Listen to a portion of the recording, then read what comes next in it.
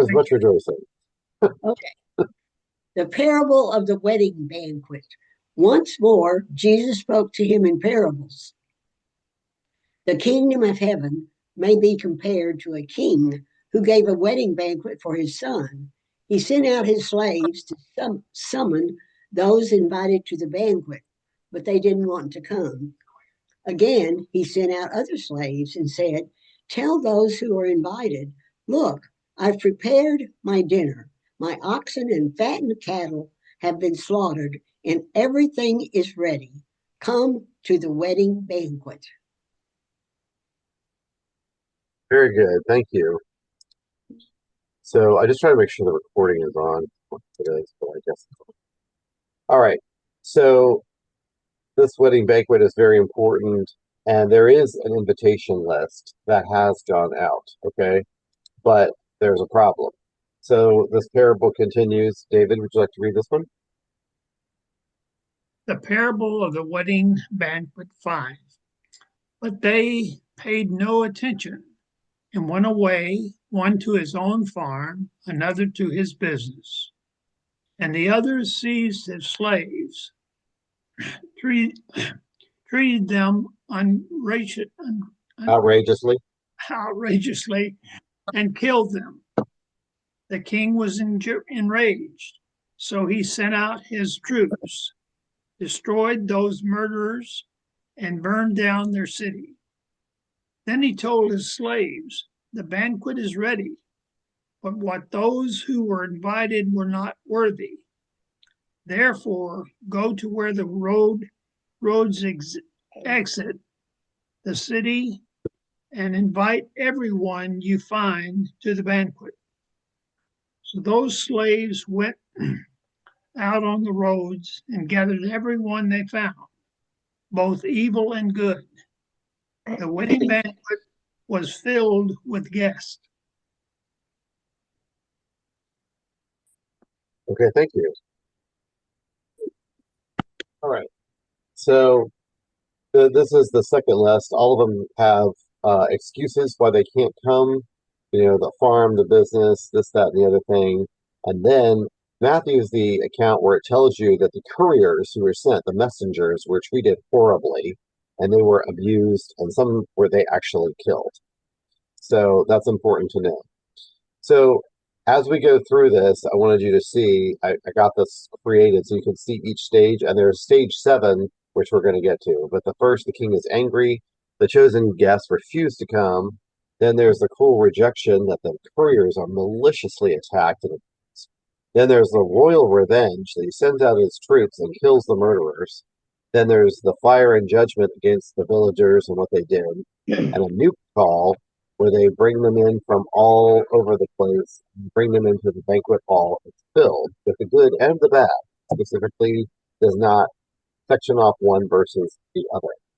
So it's really amazing to see all the different stages of how this progresses.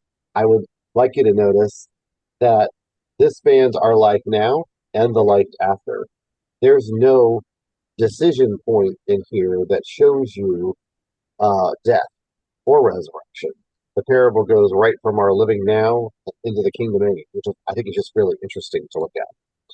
All right, but then the end of the parable concludes with a man without a wedding garment, bound up or hog-tied, as they say in Texas, right, Susie? And check out. Um, so, Susie, would you mind reading this one? Okay. Matthew 22. The parable of the wedding banquet. But when the king came to interview the guests, when the king came in to view the guests, he saw a man there who was not dressed for a wedding. So he said to him, "Friend, how did you get in here without wedding clothes?" The man was speechless. Then the king told the attendants, "Tie him up hand and foot and throw him into the outer darkness, where there will be weeping and gnashing teeth. For many are invited, but few are chosen." Excellent. Well, thank you so much for reading that, because that is what happened here at the end of the story, is that they were removed. So now, go ahead. So I think that this person that has on the wedding garment was a believer. That's how he got in. He had to have on a wedding garment to even get into this wedding feast. But somewhere in between when he uh, took on the name of Christ and when the Son of God appeared again and they were judged, he lost his wedding garment. Oh, I've not heard that interpretation before. That's interesting.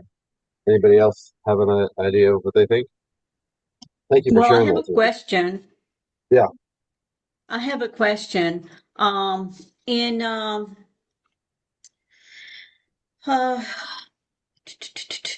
and in verse 10, it says, "And those servants went out into the roads and gathered all whom they found, both bad and good. So the wedding hall was filled with guests." But it nowhere is it telling that they were, because they had to go out into the streets, on all the streets around and gather people. Just come on, just gathering everybody, whether they were good or bad, he says. So when did they have time to put wedding garments on? To the point to when in verse 11, when the king looked at the guests, he saw there one man who had no wedding garment. Just one. I'm confused about that. Yeah, I think it's to make the illustration. I think that man is symbolic of all who are unprepared. It's sort of like the parable of the 10 virgins. They were all dressed for the occasion, but some were still not prepared, and they left when they heard that he was coming. So what it's indicating in both to me is that there's no time to make adjustments when he comes. We have to be ready when he comes. And there's a lot of bad theology out there right now that says, oh, you don't need to worry. You can wait till after Christ gets here and then make a decision. See how good the kingdom is and then decide. That's really the worst advice at all of all. So please don't make that decision. Um, Yeah. and in this one, the wedding garments are our works. It's our spiritual response to God's grace, and that's why we're supposed to keep our wedding garment, clean and neat and unspotted from the world, and that really helps. So I think that's what that represents. Does that answer your question at all? Yeah, kind of, sort of. Yeah. Well, I know you're saying why just one, but it might be symbolically one is snatched out of the picture to identify. Yeah. Because So I'm just, I mean, I've read this hundreds of times and I never stopped to question it until, I mean, just now it just jumped out at me. right. As to why, if they were gathering people from all over, to come on, to the banquet, why just the one person happens to it's just weird that it just jumped out at me. That's all. But yes, But I understand. he has gathered people from all nations and asked them to come to the wedding feast. And so we are those that he has gathered from among all the nations. But we, through inactivity, can lose our wedding garment. Yep, it's pretty rough. This is why I have Emma. I have 5 tuxedos in my. I have, so What do you do with you get called to the judgment, Joe? what do I get called when I get called to the judgment? What are you going to do with all those tuxedos? I'm gonna wear the very best one of them, white bow tie with tail. But So Joe, where's your humbleness? Where's your meekness? bring your best to the Lord. Thank you very much. I'm not wearing rags. It's a wedding banquet after all. So this one at the end shows you these 7 different stages, um, leading up to the man being tied for not having a wedding garment and being thrown out. So um, it's a lot to consider with this. And we have the song. We teach it at Virginia Youth Camp to every single camper who comes through. It's the wedding banquet song. Everybody knows it as "I Cannot Come," and the chorus line follows what Luke and what Matthew have to say. I cannot come, banquet, don't trouble me. Marry the wife, I bought me a cow, I feel the commitments across the saying, hold me excuse, I cannot come. And that was what, the family of Abraham said when this took place. And of course, Gentiles have said it too. They're not going to be bothered. So what I want you to notice is that this follows along beautifully with Revelations 19, which is the marriage supper of the Lamb that's announced. And there's a lot of pieces that all flow together gorgeously in this. So, Emma, do you want to read this one? Emma? Did you say Emma Yes. or Irma? So, Irma, do you want to read? Sorry. Yeah. I'm All like, right. who's Emma? Well, I was Irma, I apologize. I'm so That's tired. okay. This is my fourth presentation today. Oh my, it's okay. Revelation 19, marriage of the Lamb announced. Then I heard something like the voice of a vast multitude, like the sound of cascading waters, and like the rumbling of loud thunder, saying, Hallelujah, because our Lord God, the Almighty, has begun to reign. Let us be glad, rejoice, and give him glory, because the marriage of the Lamb has come, and his wife has prepared herself. She was given fine linen to wear, bright and pure, for the fine linen represents the righteous acts of the saints. Then he said to me, Write, those invited to the marriage feast of the Lamb are fortunate. He also said to me, These words of God are true. Then I fell at his feet to worship him. But he said to me, Don't do that. I am a fellow slave with you and your brothers who have the testimony about Jesus. Worship God, because the testimony about Jesus is the spirit of the prophecy. Excellent. I appreciate it. I'm gonna just fix one thing while I'm just driving through. Oh, that one.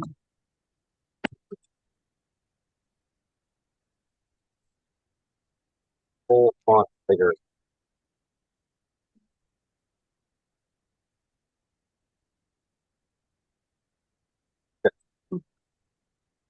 So you can see there's strong parallels between the parable and this parable of the wedding banquet, except this is the end result.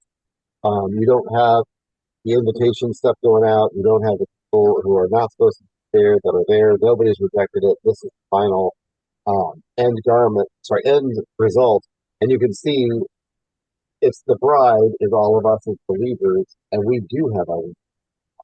And what does that garment represent? The righteous acts that have done as a loving response to God's grace. Okay? So I hope that makes sense to you. I think it's really exciting that these two fit together so gorgeously.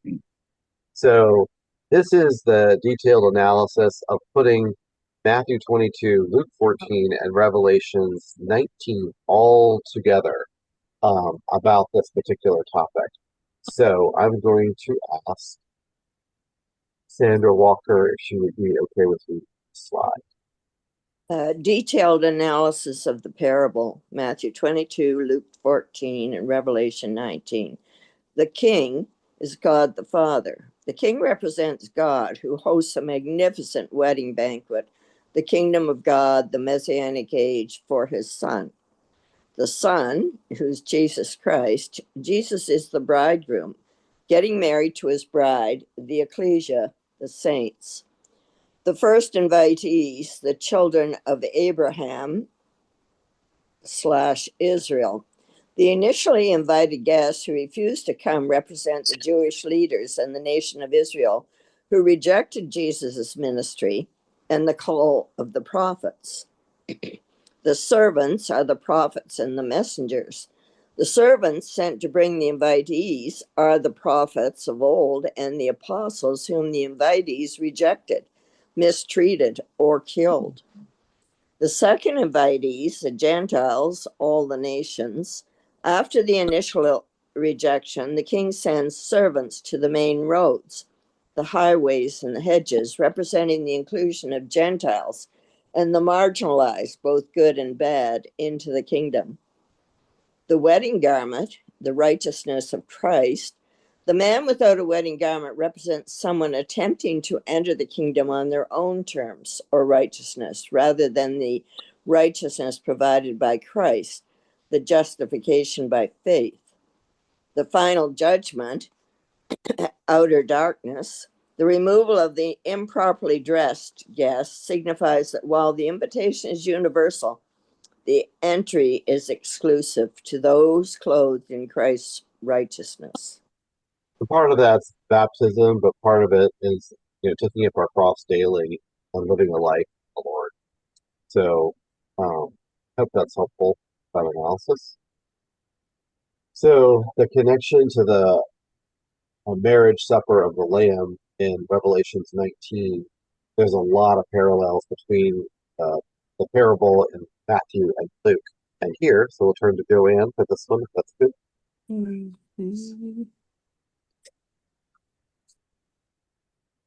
Okay. Connection to the marriage supper of the Lamb, Revelation 19, 6 through 10.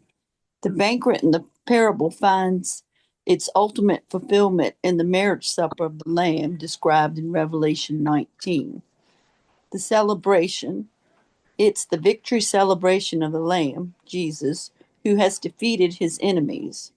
The bride, the church, is depicted as the bride adorned in fine white linen, which is described as the righteous acts of the saints given to her by Christ. The guest, while the church is the bride, the guests invited to the supper include Old Testament saints and all believers, as noted by the angel to John. Blessed are those who are invited to the marriage supper of the Lamb. The timing, the marriage of the Lamb occurs in heaven, as discussed in Revelation 19 analysis, marking the end of the age and the finalization of the church as the bride of Christ. Yeah, I meant to fix that. I wanted to put heaven for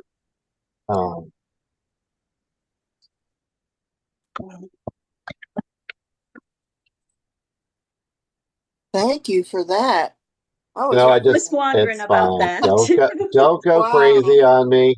I just was doing some analysis and I ran into a little issue. I thought, oh, crazy. All right. All right. It's little. All right. So here is when we put it all together on a chart so we can compare Matthew. So it hopefully makes sense. I'll just run through this really quick for the sake of time. So the host is the king equals God in that story. But it's a master instead of a king, and also a God. And of course, the one of Revelations, God the Almighty. The event is the wedding feast in Matthew, a great banquet of food, supper and nations. The bridegroom is the king's son in Matthew. In Luke, it's not explicitly mentioned. Revelations, it's Christ as the Lamb. The initial guest in Matthew, they ignore, kill, ridicule the couriers and messengers. In Luke, they make constant excuses as to why they can't come. And in Revelations, there are no couriers. It's absent from the narrative. That part's already been done. The final guests in Matthew are the good and the bad, the whole world harvest. In Luke, it's the poor, the crippled, the lame, and the blind. And Revelations, it's the multitude of the saints. The invitation is sent out by slaves in Matthew, by servants, compelled by servants and messengers in Luke, and proclaimed by an angel in Revelations. And the condition in Matthew is that the wedding garment equals their righteousness. In Luke, it's not mentioned at all. And in Revelations, the fine linen represents the acts of saints. So the final judgment is to cast into outer darkness in Matthew. And Luke, it says they will not taste of it. And in Revelations, the enemies were judged before this moment, so they're not recorded as part of the process. So it's kind of fun to put all these three together. Now, Where in the Bible could Christ have derived the parable of the wedding banquet? Where do we find an example of a master who sent out invitations to everyone?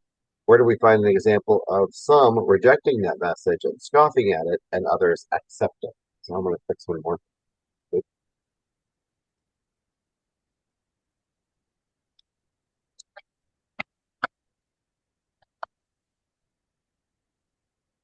Any personal,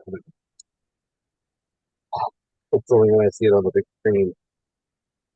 So we've got three hints there. Was it First, Hezekiah? yeah, good job, man. Get a chocolate bar. Well, Do it we went again. over this last week. I know. I Not supposed remember. to be saying that, Ann. But there's just a lot of people who were not here last week. And we've had Sorry. Walter and Linda are at the beach. Stuart and Sarah Saunders are one's out of town, one's at a beach. So I wanted to let everybody derive this. There's a lot of people who were not here last Yeah, I had to attend my grandson's little thing at school. graduation. Graduation. Yep, and Yeah. I think Nancy and David could not be here last week, and Sandra was certainly not here. So, well, I know we're going over it again, but I just wanted to show you there's been a lot of things I've tried to add to this while doing 10 other things. So this is how it all dovetails together. And I think we're on to you, Lorraine, then Anne, and then I'm going to get Jack to read after Okay. Can you hear me, Joe, or not? that. Yeah, I can hear you great. Okay, thanks. The dovetailing of one parable, one revelation, vision, and history. The perspective connecting the parable of the wedding banquet to King Hezekiah's great Passover celebration in 2 Chronicles 30 provides an exceptional historical foundation. When merged with the prophetic blueprint of Isaiah 25 and the ultimate fulfillment in Revelation 19, these texts align perfectly into a singular biblical tapestry. We are given another perfect parable from the Master of the Resurrection and Judgment on how all these elements will flow chronologically, both in this life and the next. Let's examine the holistic view, including all the accounts, to derive the most benefit from the whole panorama of the past, the present, and the future. So it's really fun because Isaiah 25 talks about this wedding feast right from the beginning. Hezekiah is a historical fulfillment of it. Christ tells the parable about it in Luke and in Matthew, and then the futurist vision of it is recorded by John on the island of Patmos. So all these accounts, I just love it when you go from the Old Testament to the New Testament, and the singular vision does not get diminished. It's enhanced by every single one of them. So I hope you will enjoy this. So we're going to look first at 2 Chronicles chapter 30. Thank you for reading, and we're on to end yes. Okay. What's the HCSB translation? Holman's Christian Standard Bible. Oh, okay, I knew the B.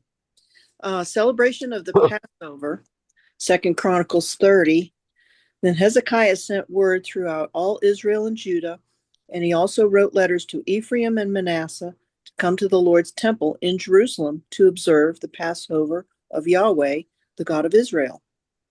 For the king and his officials and the entire congregation in Jerusalem decided to observe the Passover of the Lord in the second month because they were not able to observe it at the appropriate time. Not enough of the priests had consecrated themselves, and the people hadn't been gathered together in Jerusalem.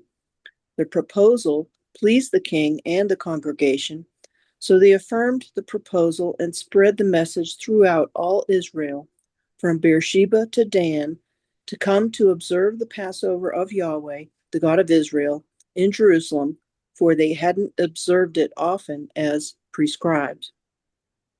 So this is amazing to me. It sends chills down my spine. Here's why. Who was Hezekiah's father? Ahab. Manasseh or Ahab?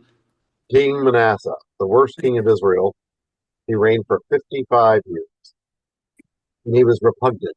He not only built all these gods, Chemosh, Moloch, Baal, Asherah, all with temple shrine prostitutes that down all over Israel, but he also brought them inside the envelope of the temple. So it's just so caustic and it's smoke in the Lord's nostrils. And his son turns out to be this absolutely amazing man who turns the hearts of the people back to him. So not King David, not Saul, not any of the other kings, not even Solomon had held a feast of Passover like this. And he sent it to everyone. But let's remember, is this a divided kingdom or united? Divided. It's been divided since Rehoboam and Jeroboam. So he's reaching out to the tribes in the other country of Israel, saying, come to Judah and celebrate this Passover feast with us. It's about fellowship. It's about uniting a whole nation religiously. And I think it has a great message for us because there's so many, minor divisions, skirmishes. And this was meant to be a feast that united them all. So now we're on to Lisa and Jack. So Jack, are you okay with reading this one?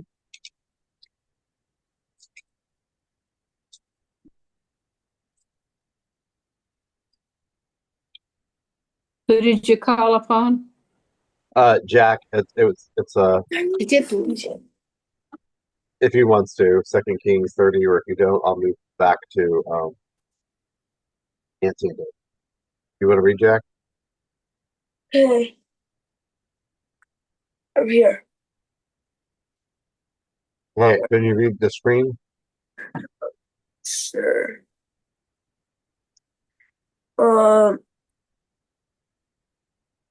Celebrating the Passover. There are 60 soda counters rent from Israel and Judah with letters from the high-ranking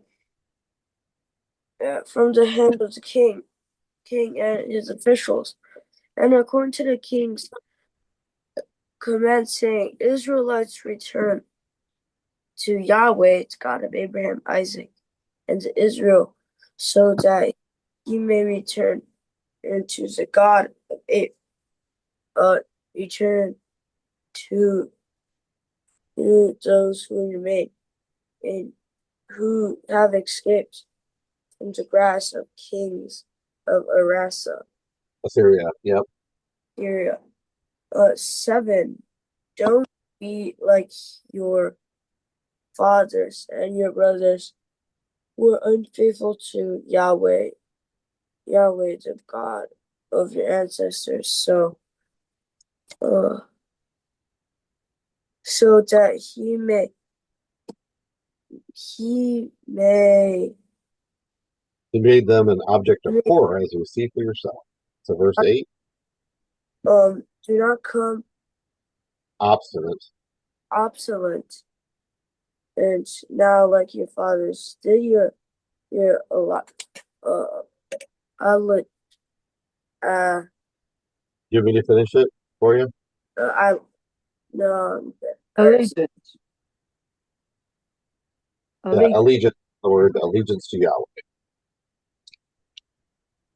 For you, when you turn to Yahweh, your brothers, your sons will retrieve mercy in the presence of their God. Retrieve mercy in the presence of their captors, return to this land. For Yahweh, your God, is gracious and merciful.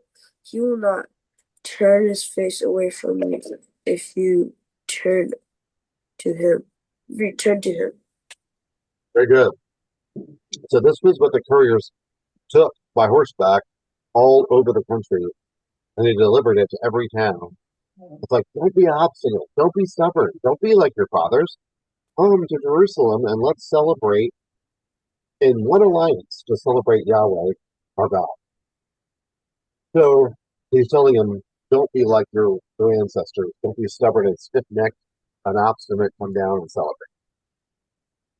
So then we come to the couriers and what happened to them. Nancy and David?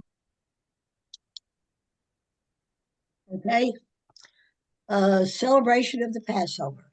The couriers traveled from city to city in the land of Ephraim and Manasseh as far as Zebulun, but the inhabitants laughed at them and mocked them.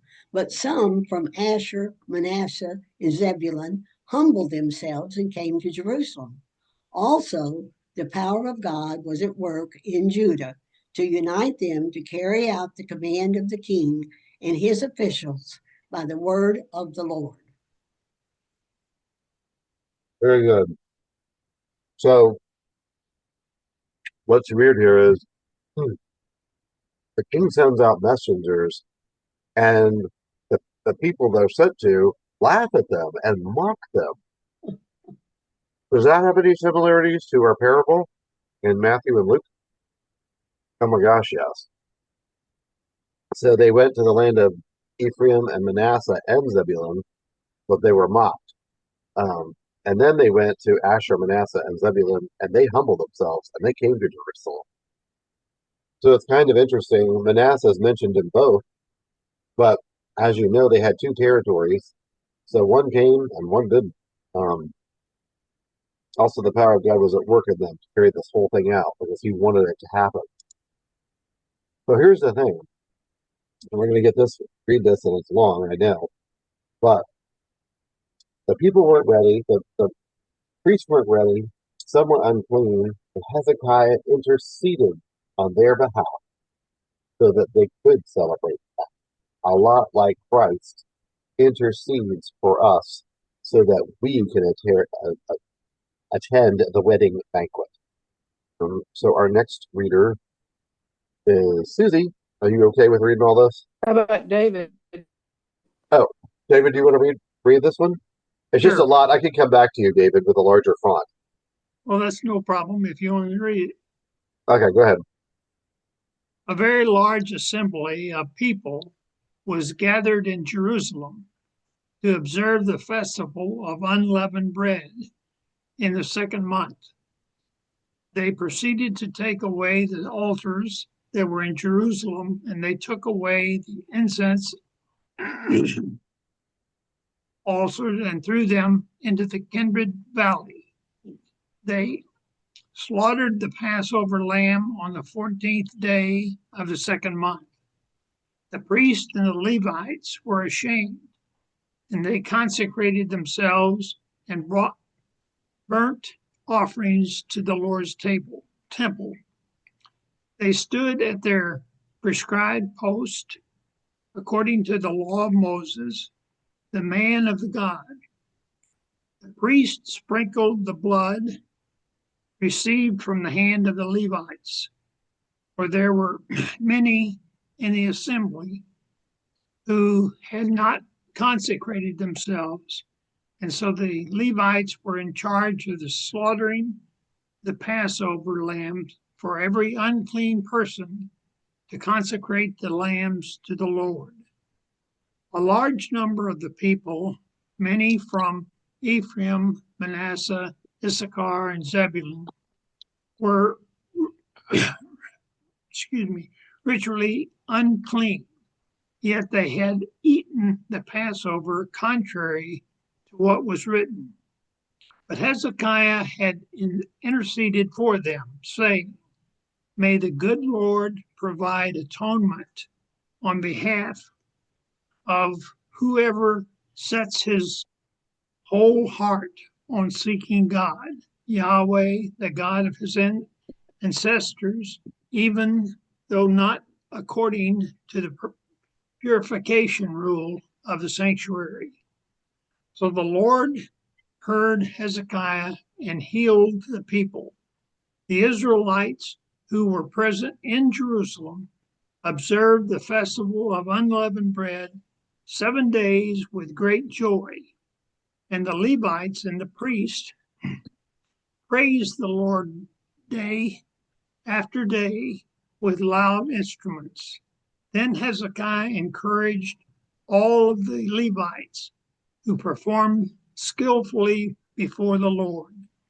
They ate at the appointed festival for 7 days, sacrificing fellowship offerings and giving thanks to Yahweh, the God of their ancestors. Thank you so much for reading that. So I want you to notice that the priest interceded for the people and they offered the Passover lamb, and Hezekiah, as a king, made a prayer to intercede on their behalf because they weren't cleansed for this occasion. So everybody is getting some kind of justification from God, some kind of mercy extended to them so that they can repent. It's the same way with us. In order for us to be at the marriage banquet, it's going to require a lot of mercy and grace on God's part. What's beautiful about it is the Revelations 19 part is talking about the marriage supper of the Lamb, and here we've got in 2 Chronicles 30 the Passover lamb being sacrificed. So hopefully that makes sense. Our next reader is Susie for 2 Chronicles 30, starting at verse 20.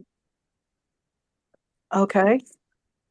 Celebration of the Passover. The whole congregation decided to observe 7 more days, so they observed 7 days with joy. For Hezekiah, king of Judah, contributed 1,000 bulls and 7,000 sheep for the congregation. Also, the officials contributed 1,000 bulls and 10,000 sheep for the congregation. And many priests consecrated themselves. Then the whole assembly of Judah, with the priests and Levites, the whole assembly that came from Israel, the foreigners who came from the land of Israel, and those who were living in Judah, rejoiced. There was great rejoicing in Jerusalem, for nothing like this was known since the days of Solomon, a son of David, the king of Israel. Then the priests and the Levites should bless the people. God heard their voice and came into his holy dwelling place in heaven. Excellent. So 19,000 animals are offered up for this Passover. It's incredible. So Passover is only one day. Then they did the Feast of Unleavened Bread, which is a whole week, right? And then they had such a good time, it was like, let's stay another week. Now, I think it's amazing. When we go to Bible schools and we have a good week, wouldn't it be interesting if everybody said, that was such a good week, let's just stay another week and celebrate some more? But that's literally what they did. And what I think it shows us is the tremendous hospitality of the people living in Jerusalem, because they were full to the gill slits, I'm sure, with all these guests from out of town who came to celebrate with them. But look at the end result. It is just so much blessing, so much joy from everyone because they got to celebrate this. Okay, so now let's put the whole tapestry together of how this all fits. And I'm going to read real quick from, and I forgot to put this in, Isaiah 25.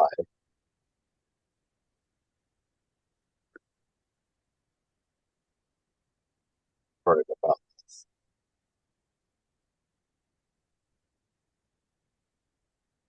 Oh,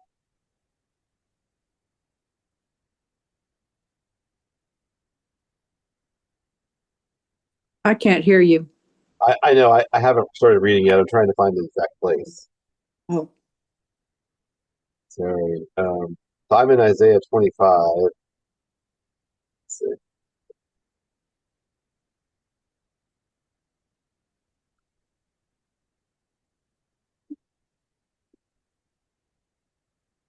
On this mountain, he will destroy the burial shroud, the shroud that covers all the peoples, the sheet covering all the nations, who will destroy death forever, and God will wipe away tears from their eyes with his face and remove his people's disgrace from the whole earth.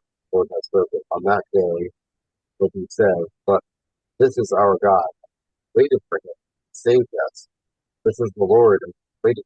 Let us rejoice and be glad of his salvation.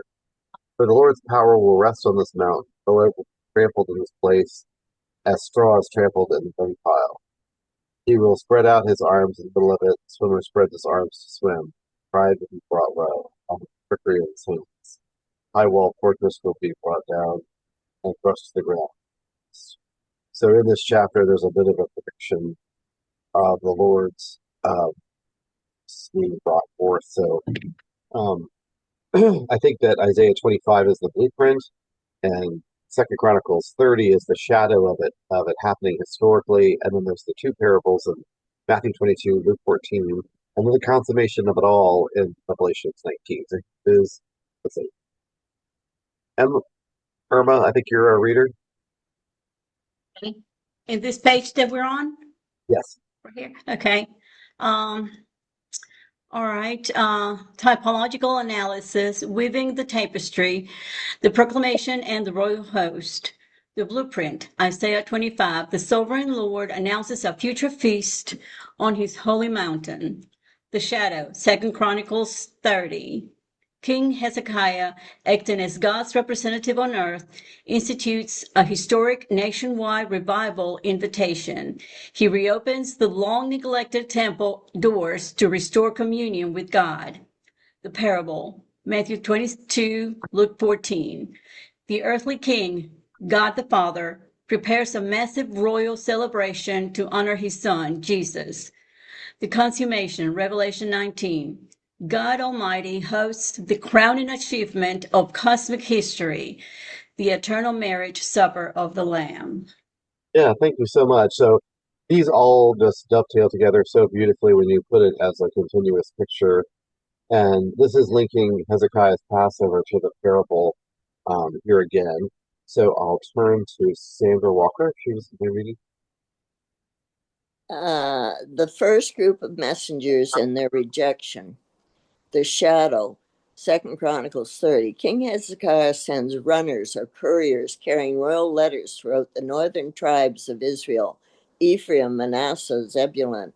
The historical account states that these tribes laughed at them and mocked them. According to historical traditions noted by Enduring Word Commentary on 2 Chronicles 30, they even mistreated and killed some of the prophets who exhorted them. The parable, Matthew 22 and Luke 14, the king sends his initial servants to those previously invited, the children of Abraham. The text directly mirrors the account in 2 Chronicles. The elite make excuses, mock the invitation, and eventually seize, mistreat, and murder the servants.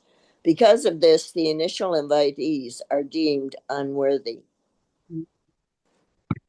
Yeah. So you can see the very strong parallel between the couriers going out in the parables and the couriers and how they were treated in the time of Hezekiah. They were mocked and mistreated. So we've also got this grace-filled universal invitation in 2 Chronicles 30 in the parable, and also we see this blueprint in Isaiah 25. We're up near the bill, so inclined. Joanne, hear this one? Joanne? Sorry, I can understand you. It's okay. The grace-filled universal invitation, the shadow, 2 Chronicles 30. While the mass mock, a humble remnant from the outskirts, Manasseh and Zebulun, repeat the travels south. Furthermore, the hand of God works in Judah to invite the hearts of ordinary people to attend. The parable, Matthew 22 and Luke 14. Infuriated by the elite's violent rejection, the king expands the borders. He commands his servants to sweep the main roads, highways, and hedges to invite anyone they can find, including the poor, the crippled, the blind, and the lame. This symbolizes the gospel moving away from the hostile religious elite and opening up universally to the Gentiles and outcast. The blueprint and the consummation, Isaiah 25 and Revelation 19. Isaiah explicitly prophesies that the feast is prepared for all peoples and all nations, shattering ethnic exclusion. In Revelation, this manifests as a diverse multitude from every nation, tribe, people, and tongue, celebrating their entry into the wedding hall. Great, thank you. Wonderful job. So that's tying that all together. And for Lorraine, do you mind reading this one about the cleansing covering with religious garments? See this over and over again. And I think it explains itself from Second Chronicles 30, the parable, Matthew, and its consummation. Go ahead, Lorraine. Okay.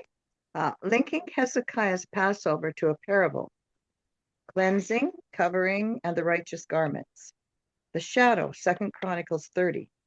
Because the invitation is extended rapidly, many guests arrive in a state of ritual defilement, lacking the lawful priestly purification.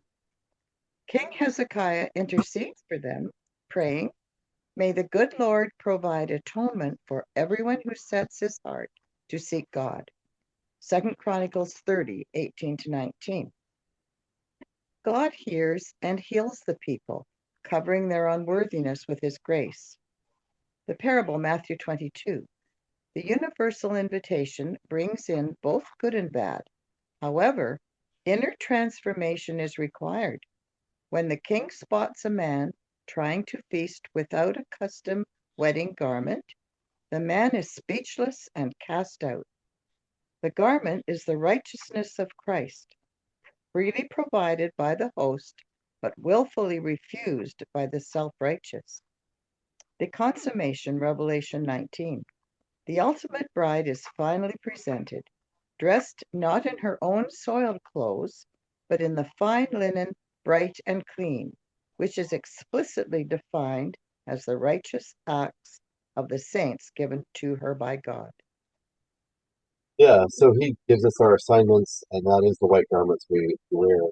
Um, and people always try to separate, the righteousness of Christ and God, what we can do in our lifetime for Him, and say, oh, it's nothing. Um, but we're acting as God's agents on earth to do good, choose to do so. So I think the good belongs to the Lord. So for the sake of time, I'm just going to read through this, but this is bringing them all together. Isaiah 25, 25 to 30, Matthew 22, and 14, Revelation. So you can see here the host is God of his armies, Isaiah. It's King Hezekiah in Second Chronicles. It's the royal king and a certain master, and the final one is the Lord God Almighty. The honored figure is the Lord himself in Isaiah. The Second Chronicles, it's Yahweh, restoring the covenant. Matthew, Son. Revelation 15. Say, the couriers who carry the invitation, holy prophets, and letters of couriers are Chronicles 30. Matthew 22 and Luke 14. The servants, apostles, and angels send them out, and the claiming angel, 19. I'm not going to read all the rest of it, but you can see there's a lot here of how it all applies. The requirements of entry is the last one I wanted to look at, which is the removal of the spiritual shroud or the veil or covering of the nations in Isaiah. King Hezekiah's prayer for a divine atonement and covering. The king's wedding garment, righteousness of Christ, is in both of the parables, and then Galatians 19 is the final one. Did you have something to say, Susie? No, I didn't. Okay. Johnny. Okay. Our next reader is Ann Yes. Okay. Dovetailing the disaster in parable and history. Also at the end, Joe, I have a verse that might sum everything up. Okay. Great. When you end class. Destruction for rejection. The verse in Matthew 22:7 acts as a stunning prophetic pivot point in the parable. The king was enraged. He sent his army and destroyed those murderers and burned their city. While historic Christian theology most directly links this verse to the Roman destruction of Jerusalem in AD 70, the exact historical precedent and conceptual seed for this warning is found in the tragic fate of the northern kingdom of Israel, Samaria, following their defiant rejection of King Hezekiah's royal Passover invitation in 2 Chronicles 30. The historical details show how Jesus perfectly modeled the structure of Matthew 22:7 after this Old Testament. My screen is covered up. Catastrophe. Thank you. Yeah, so this is what I think is so amazing. The parable fits so well with the intervention and the wedding garments and the marriage supper of the Lamb that even the ending is the same, which is God sends his royal armies against the nations who mocked and mistreated his couriers and didn't listen. And in the historical account with King Hezekiah, those who rejected his invitation to the Passover were taken into captivity from Samaria up to Assyria. So it's just incredible to me that all the points that so it was like yawning or looking away. So this is the final chance at life. It's divine urgency that both accounts feature the king extending an invitation. There's the violence and the mocking rejection. There's the inevitable judgment, and then the grace, grace for the outcasts that they were given intervention for and allowed to attend the wedding. So the mockery and murder of the messengers in Hezekiah chapter 30 and in the parable. And there's a very strong connection between the two of those because they laughed, they mocked, and they killed them. And that's what brought about what happened to them. The murder of the messengers is implied in 2 Chronicles 30. But the literal history was the Assyrians laid siege to the capital of Samaria, completely overran the burned cities of Israel to the ground, and carried off the remaining population away into permanent exile. 10 lost tribes. They refused the king's banquet of mercy. They faced the king's army of judgment.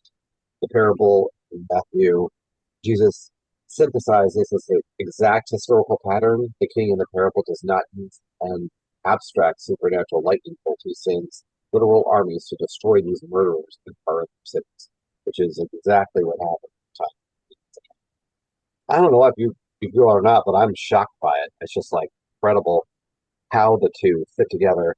This is the fall of Samaria after King Hezekiah's Passover invitation. And here we are with the destruction of Jerusalem when they rejected Christ as their king and they were destroyed. So it fits very well. And there's huge parallels between all of these kind of went over and how it all ended. But the armies were sent. One was the Assyrian